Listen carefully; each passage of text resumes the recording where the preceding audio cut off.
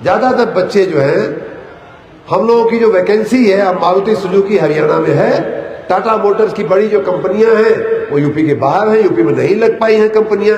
ऐतिहासिक रूप से हमारा दुर्भाग्य रहा है कि उत्तर प्रदेश में कल कारखाने उद्योग जो है नहीं लग पाए, उद्योग जो है बाहर लगे हैं। तो स्वाभाविक बात है कि आपको अगर उद्योग में नौकरी लेनी है तो आपको उत्तर प्रदेश से बाहर जाना पड़ेगा। हम लोग माननीय मोदी जी के नेतृत्व में, माननीय मुख्यमंत्री जी के नेतृत्व में हम लोग प्रयास कर रहे हैं कि उत्तर प्रदेश में औद्योगिकरण की गति बढ़े, तेज हो।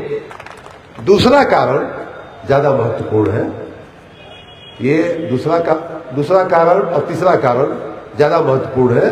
वो ये है कि साहब हम कहना चाहता हूं, हमने उनको प्रोत्साहित किया कि नहीं बताइए, हम जानना चाहेंगे क्या कारण है, किस कारण से हमारे बच्चे रिजेक्ट हो रहे हैं।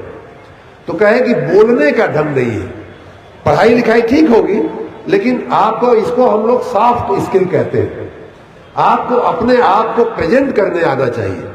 आज की दुनिया में सॉफ्ट स्किल का, थोड़ा अंग्रेजी बोलने का, थोड़ा बातचीत करने का, मैं तो देख रहा हूं बल्कि बच्चियां ज्यादा अच्छा कर रही हैं। बच्चों में जैसे बाकी ऐसे वो मुंह तान के घूमेंगे, मोटरसाइकिल दिन भर में 5 लीटर पेट्रोल फूंक डालेंगे माँ बाप से झगड़ा करेंगे दिन भर पेट्रोल भरावे खातिर, लेकिन जब केहू के इंटरव्यू में सामने खड़ा हुई है तो दब जाते हैं। तो बताए लोग कि बोल नहीं पा रहे हैं बच्चे। और तीसरा सबसे महत्वपूर्ण कारण यह है कि वो क्या पढ़ाई किए हैं यही नहीं बता पा रहे हैं कि कहाँ पढ़े हैं, कहाँ कितना पढ़े हैं। पढ़ ले भैया तब बताइए ना। तो देखिए, मैं पहले भी ये बात कह चुका हूं, पूर्व की सरकारों ने उत्तर प्रदेश की पूरी जनरेशन बिगाड़ करके रख दिया है। जो पूर्व की सरकारें आई, नकल की एक ऐसी परंपरा उन्होंने शुरू किया, सेल्फ सेंटर करके नकल और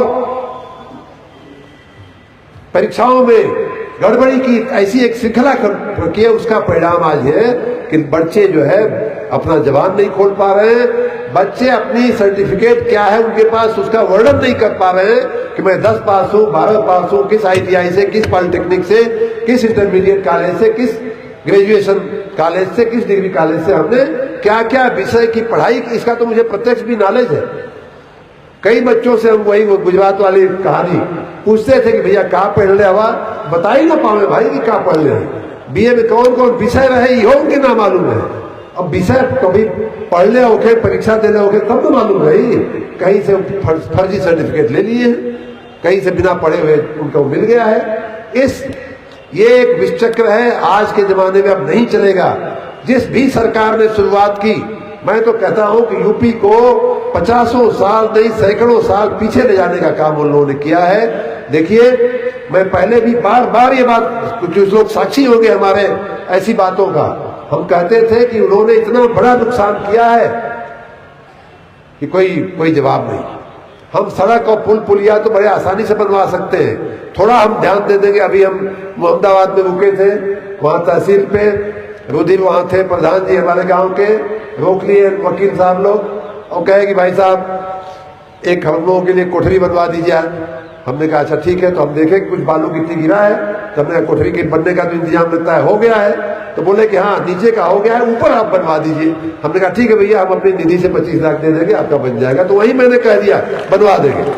लेकिन जिसको ये नहीं आता है, जिसको जबान खोलने नहीं आता है, जिसको अपनी सर्टिफिकेट का वर्णन करने नहीं आता है, जिसको अपने पढ़ाई का वर्णन करने नहीं आता, उसके लिए एक शर्मा क्या कर सकते हैं भाई बताइए। कोई ऐसा इंजेक्शन है जिसको दे दें हम और उसको बोलना शुरू हो जाए और बताना शुरू हो जाए? तो 3 कारण हमारे यहीं बैठे हुए भाइयों ने बताया कि इन 3 कारणों से मंत्री जी 50% बच्चे जो है वो लगता है हम लोग नहीं ले पाएंगे ऐसा। तो मैं चाहूंगा ये जो बच्चे पढ़ रहे हैं उनके लिए भी मैं कह रहा हूं कि मन लगा के पढ़ाई करिए। आप जो भी पढ़ाई कर रहे हो मन लगा के करिए और ये मानिए कि वही आपकी संपत्ति है। देखिए बच्चों, अगर हमारे माँ बाप ने पढ़ाया नहीं होता, इसी DAV इंटर कॉलेज में हम पढ़ते थे, हमारे माँ बाप ने ईमानदारी से अगर नहीं पढ़ाया होता तो मैं आज आपके सामने यहाँ खड़ा होने लायक नहीं होता।